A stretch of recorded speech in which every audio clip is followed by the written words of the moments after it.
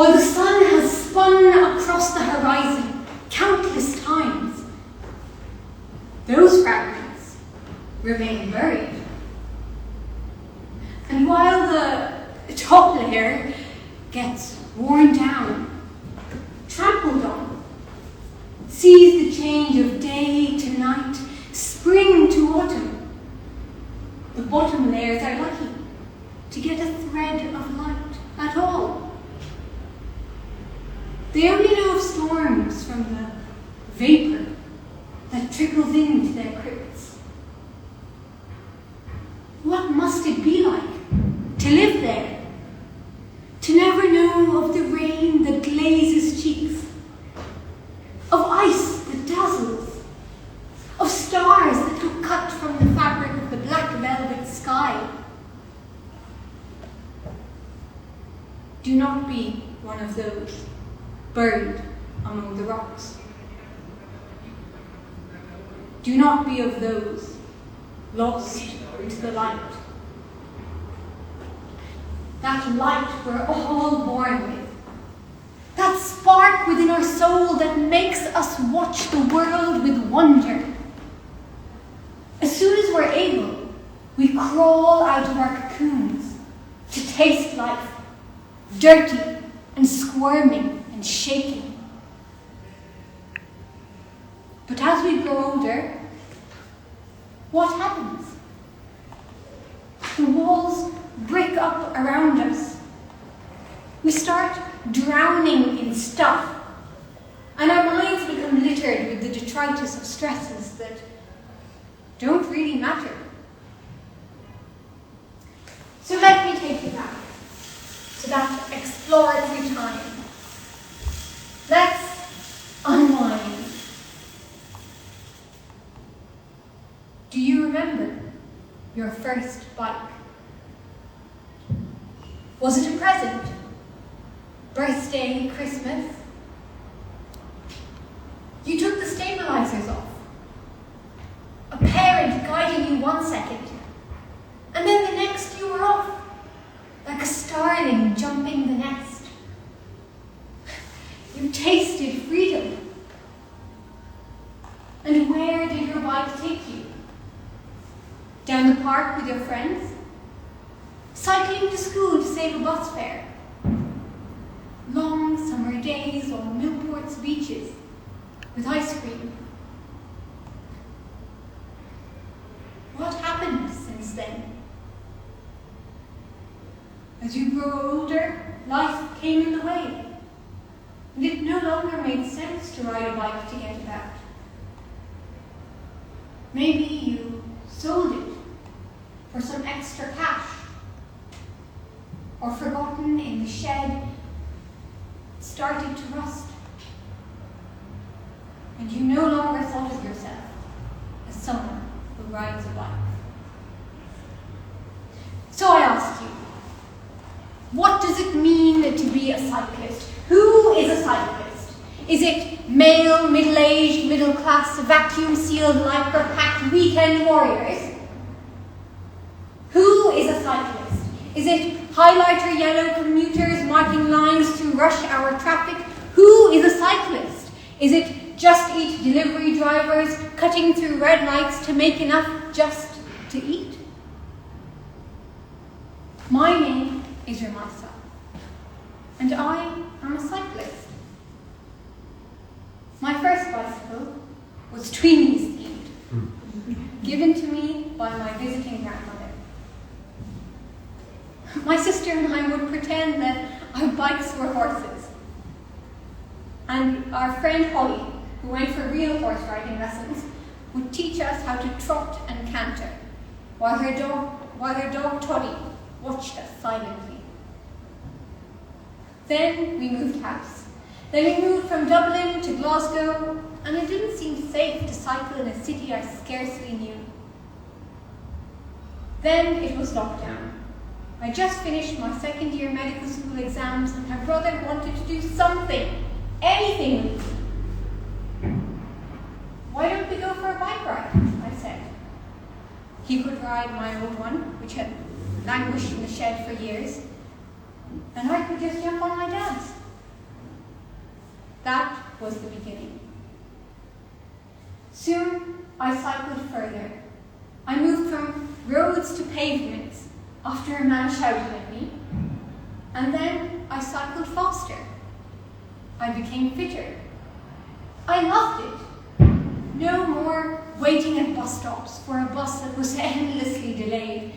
No more spending money on train fares. No more feeling guilty asking my parents to ferry me around. My bike started to take me everywhere. I cycled 10 miles to a friend's house, just for fun. I cycled even further to university placements. And okay, maybe I did become a little bike mad, cycling 50 miles in a day, just for fun. But when I started cycling, I started to see the city in a new way. I took out maps. Who does that anymore? And dissected the streets with my eyes. I was looking out for flat land, quiet roads, green spaces. I realized just how much green was nestled within our city, and just how much was paved over, locked into grids. Glasgow means the green hollow, and it's only by bike that you can really appreciate these areas of green, your route threading through them like emeralds on a string. Because bicycling is fast enough to take you where you want to go, and slow enough to let you savor it. I discovered the city's nooks and crannies, and in doing that, made it my own. Cycling to Monklands Hospital, a route that by car would be noisy and industrial. Instead, I saw rabbits scampering across a meadow every morning, and ducks bobbing their bottoms in the canal. A car is a cage. Inside, the textures are artificial and the color is dull. Outside the window, life looks muted. You're moving too fast to notice autumn gilding the trees or the subtle textures on walls.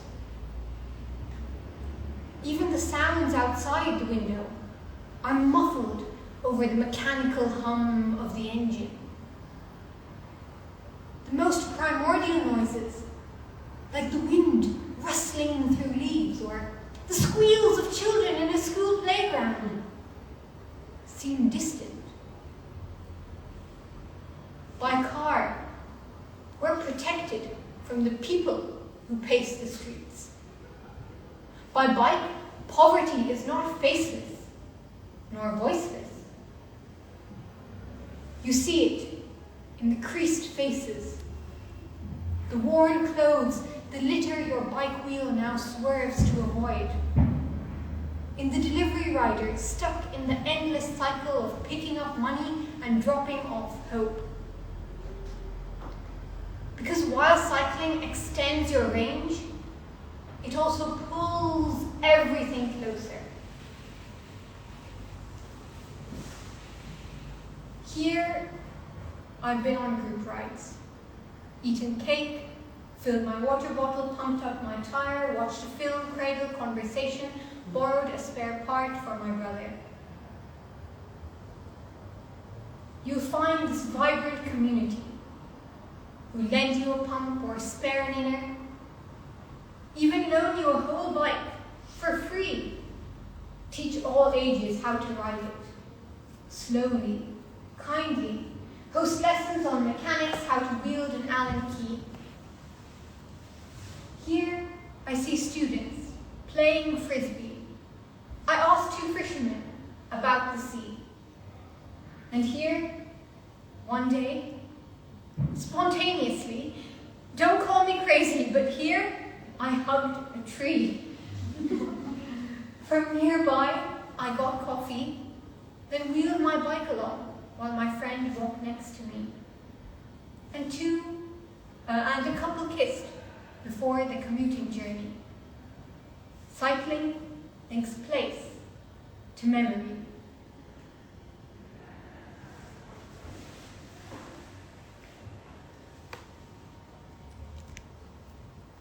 Sometimes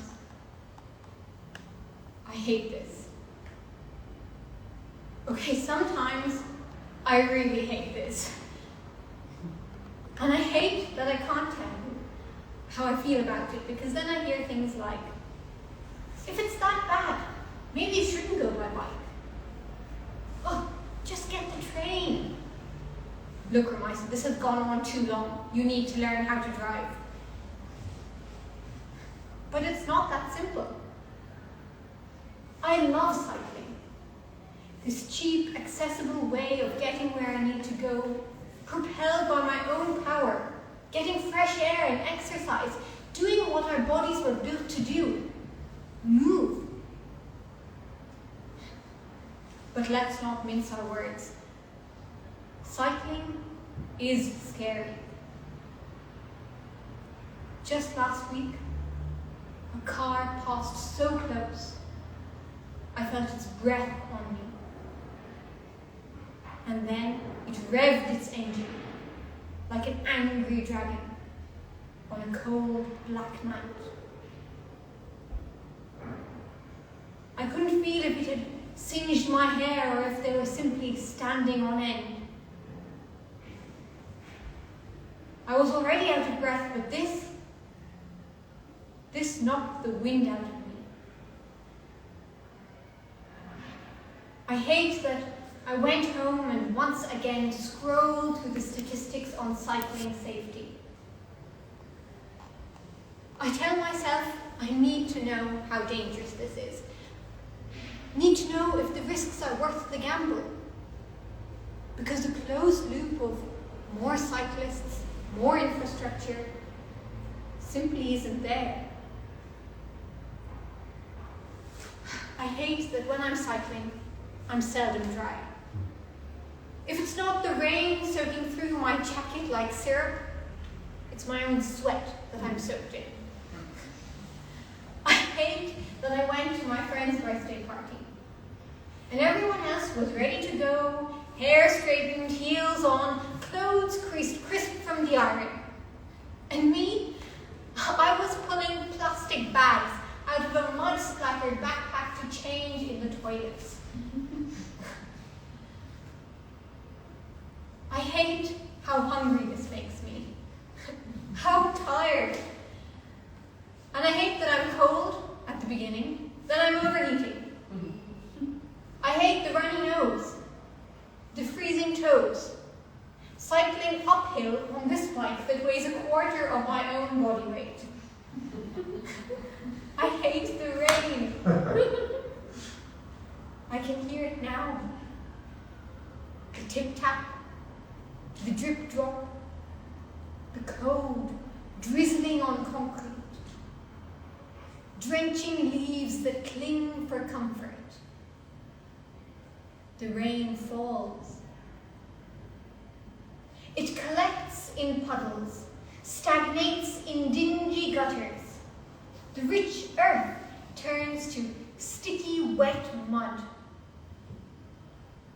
It turns potholes to ponds, staccatos umbrellas, glazes jackets, seeps into sleeves, soaks into socks, streams down my face like tears. We say we hate the rain, want to be inside, dry, and dry inside our clothes. But this rain feeds rivers, splits rocks, erodes stone, cleaves the land, shapes mountains, and gives birth to landscapes. We bathe in it, wash away and wash out. We bathe in it, wash away and wash out. Rain is the price we pay for rich butter, juicy berries, growth. Life isn't about waiting for the storm to pass. It's about dancing in the rain.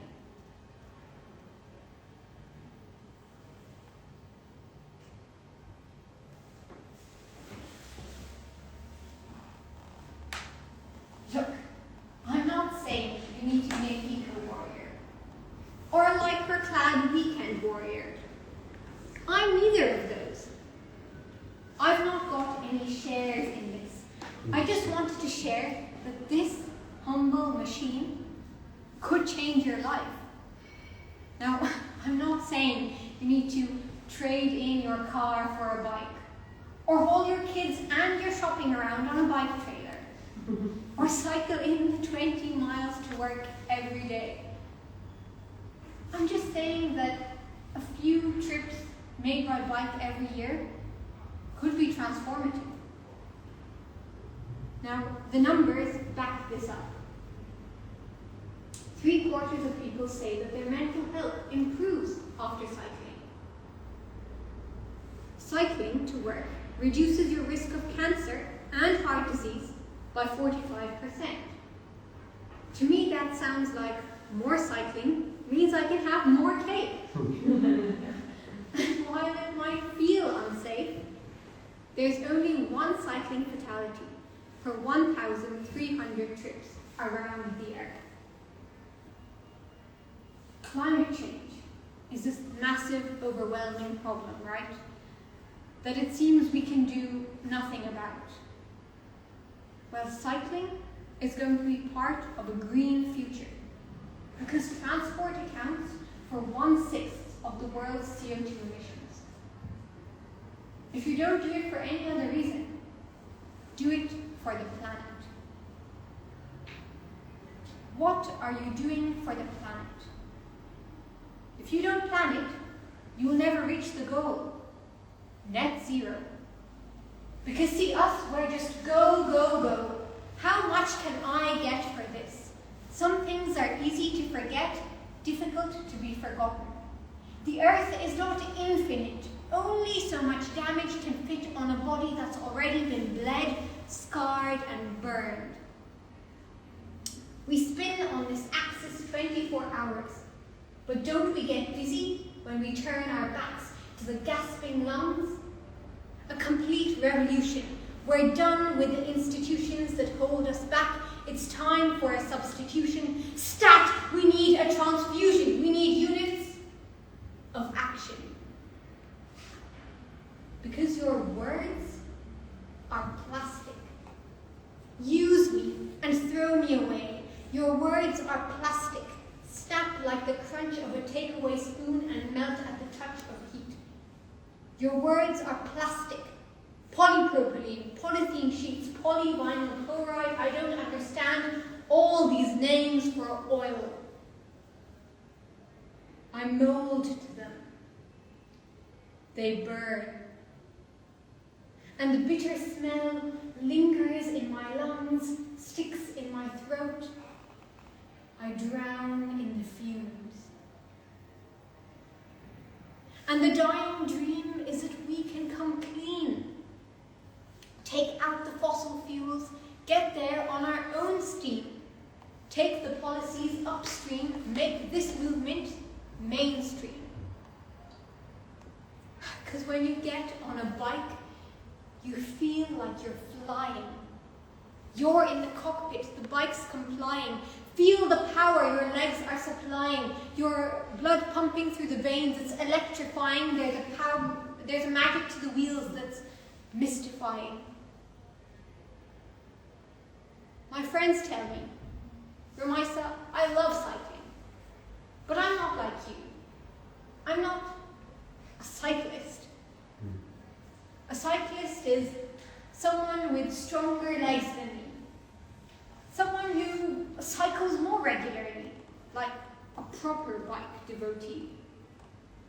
Someone who knows how to fix a broken chain, who'll keep going through heavy rain, who's got a second bike for mountain terrain.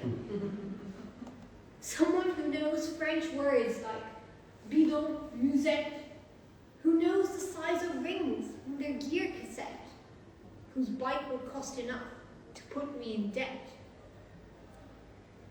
Well, let me tell you now, getting on a bike means you deserve to be there. Doesn't matter if it's a speedster or a bike share? Because when you believe you're a cyclist, you'll start to think like one too. Journeys by bike will become possible for you. So jump on the bike, take the plunge, be brave. You'll find this connection to world, connection to self, is what you've always craved.